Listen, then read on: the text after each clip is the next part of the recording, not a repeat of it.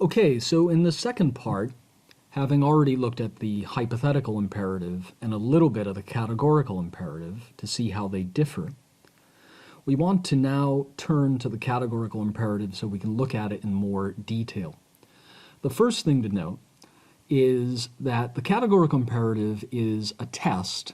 It's kind of like a litmus test for our intentions, because again, we want to know whether our intentions really accord with our moral duty. Are our intentions actually morally worthy? And so the categorical imperative is supposed to test our intentions to see whether or not they are actually moral.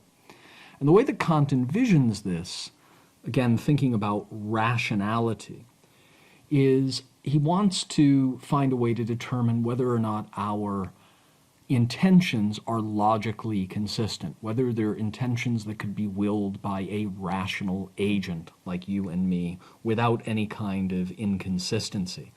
Now that's not going to be all that clear right now, but I wanted to point that out at the outset so you could kind of mentally bookmark that idea, because we'll come back to it in what follows. Now, Kant uses a special word to express our intention, and this word is a maxim. So a maxim is a kind of rule that is a way of describing our rational behavior. So as an example, if I want a bagel, but I don't want to pay for it, I should steal it. We saw already that this is a hypothetical imperative. We didn't see this exact example before, but it's easy to see that why it's a hypothetical imperative. This is, of course, a rule. If I were caught stealing a bagel from you and I didn't offer to pay for it, and you asked me to explain my action, this would probably be a pretty good description of what I was doing and why I thought I was doing it. So that's all he really means by a maxim.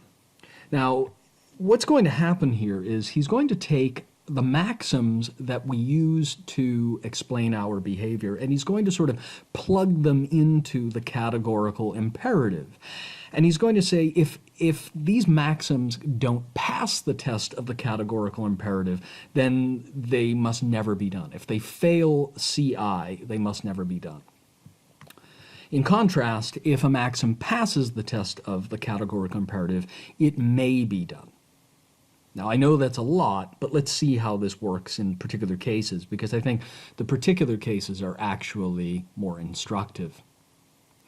I should also say there are different formulations of the categorical imperative. Kant says that there's only one categorical imperative, but it can be expressed in different ways. And he gives, generally it's thought 3 different, some people think as many as 4 different formulations of the categorical imperative. We're just going to look at 2 of them. So here are the 2 formulations, and I'll just read them aloud, and then we're going to backtrack. We're going to look at the first one in detail first. So the first one says, act always on such a maxim that you can at the same time will to be a universal law. So we see the word universal there, which we noted before. And the second one talks about humanity. Act as to treat humanity, whether in your own person or in that of any other, in every case as an end and never as a means only. Again, pretty abstract, but let's see how these play out.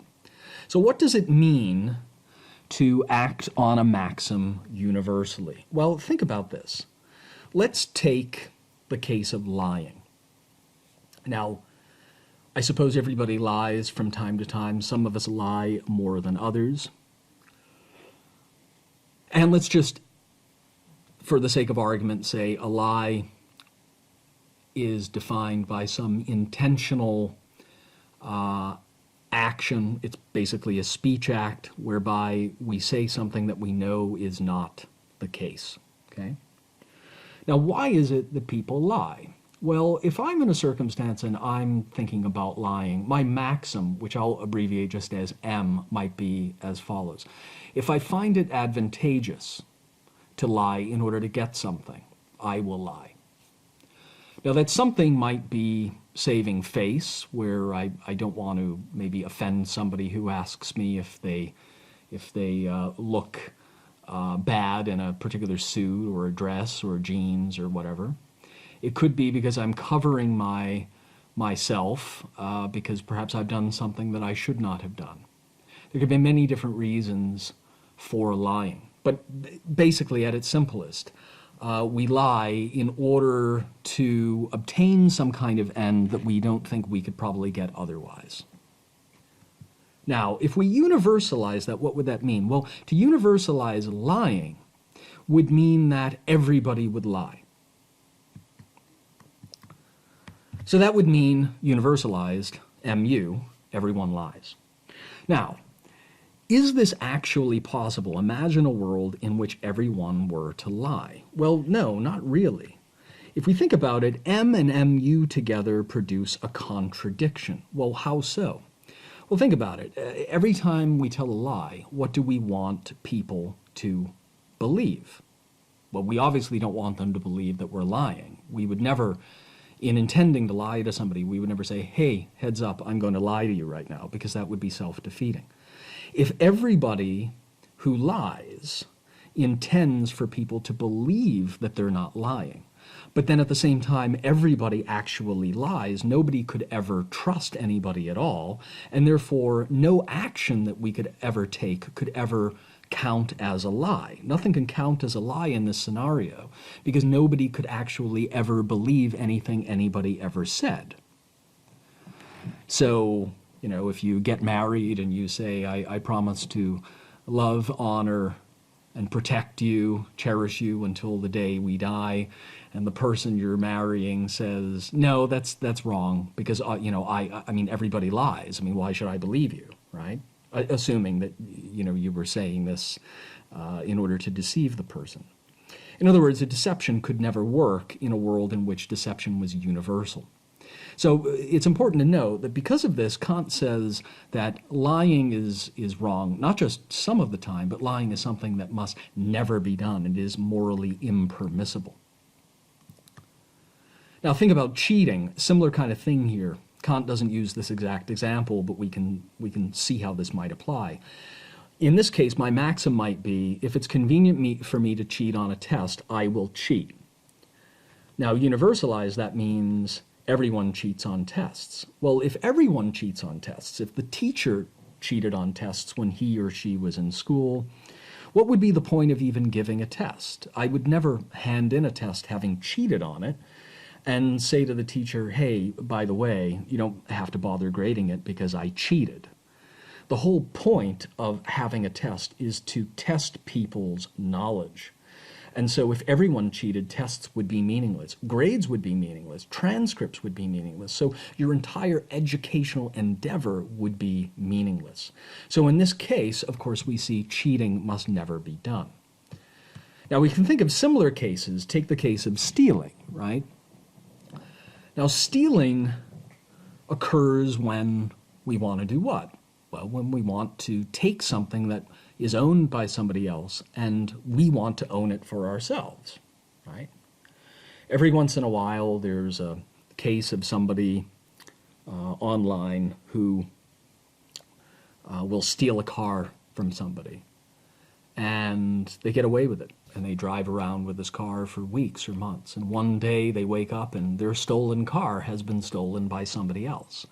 And in some cases, these thieves will actually call the police and they'll say, you have to get over here quickly because somebody just stole the car that I stole from somebody else. And that just sounds outlandish. I'm not really making it up. I can't say it's an everyday occurrence, but it does occur. The point being, of course, that the thief doesn't want to get rid of all property rights. The thief wants to take other people's property and make it his or her own. So you can't universalize that, because the only way that being a thief works is if you violate the ownership rights of one person while retaining your own ownership rights. I take your car, so I don't care about your rights to own a car, and I make the car my own. And obviously, if everybody stole, then even my stolen car couldn't count as my own anyway. There's a contradiction there. Now, as I said, there are a couple different formulations Kant gives. The second formulation doesn't really have to do with a universal law, although as we'll see, it does have a universality to it all of its own. But it does talk a lot about humanity. So Kant says, act as to treat humanity, whether in your own person or in that of any other, in every case as an end and never as a means only.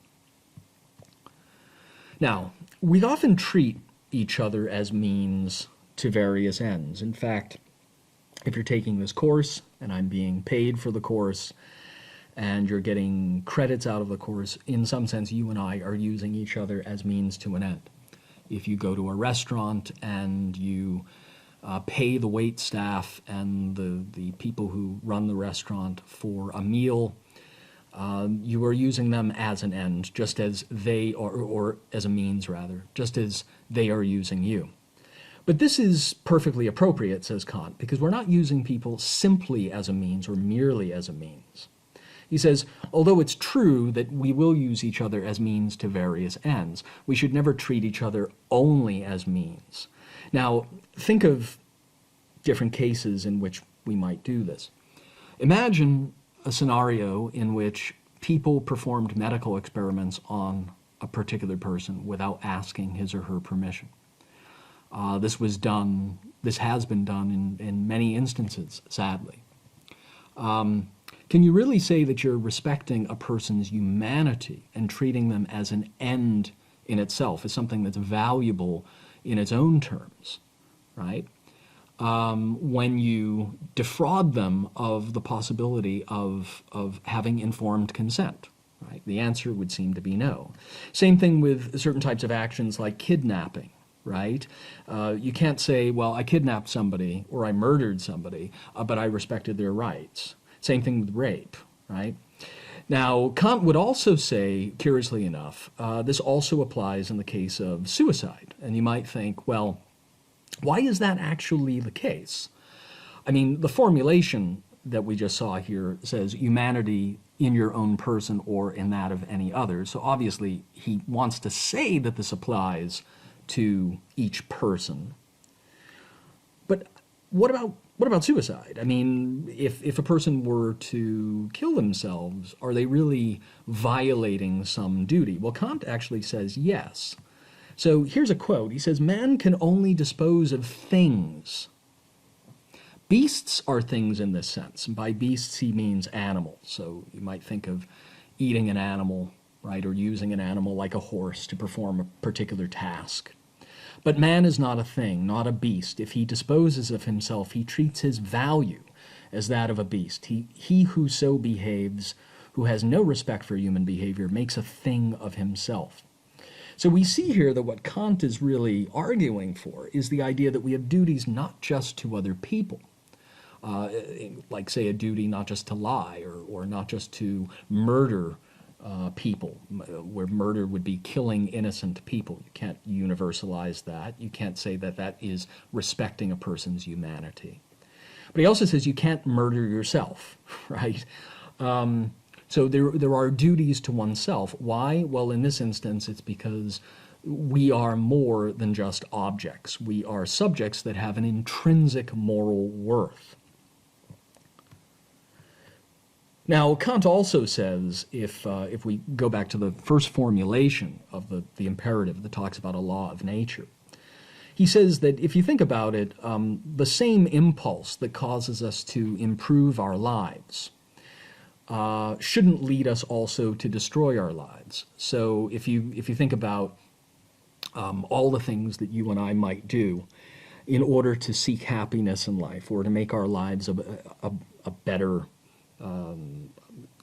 set of circumstances for us to live in, whether this is seeking food or having a tooth pulled because we're in pain, we undergo certain kinds of pains in order to derive some kind of greater pleasure, if for no other reason than the simple fact that we're impelled to do this in order to survive. But then there seems to be a contradiction then, because if that same impulse to benefit ourselves and seek our own happiness is ultimately going to lead us to destroy ourselves, Kant would say that's a contradiction, right? A law of nature couldn't actually operate where it leads to complete opposite results like that. It would be like, having a situation in which, a law like gravity worked and didn't work at the same time, or it had opposite effects. So when Kant thinks about these things like a law, it might be helpful to think of sort of a natural law that he's thinking about here, but in a moral sense. So he says, when the prospect of continued existence threatens to give me more troubles than satisfactions, out of self-love, out of a desire to benefit myself, I will commit suicide, right? But so that natural tendency to seek to benefit our lives, whether this is through food, shelter, sex, it is through developing certain talents that we have, whether it's reading, or it's maybe being in the wild and designing a trap to trap an animal that we think we need for our survival or what have you. That same natural tendency, he says, shouldn't lead to self-destruction. That, in fact, would be a contradiction, right?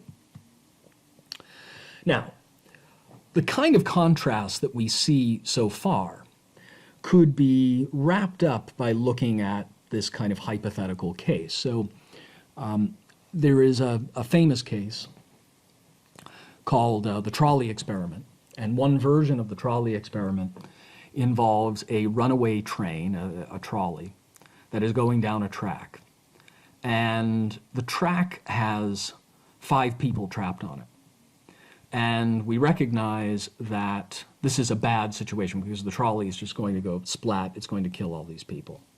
But we notice that there is a rather obese man overlooking a footbridge through which the trolley is going to travel immediately before it will hit these 5 people.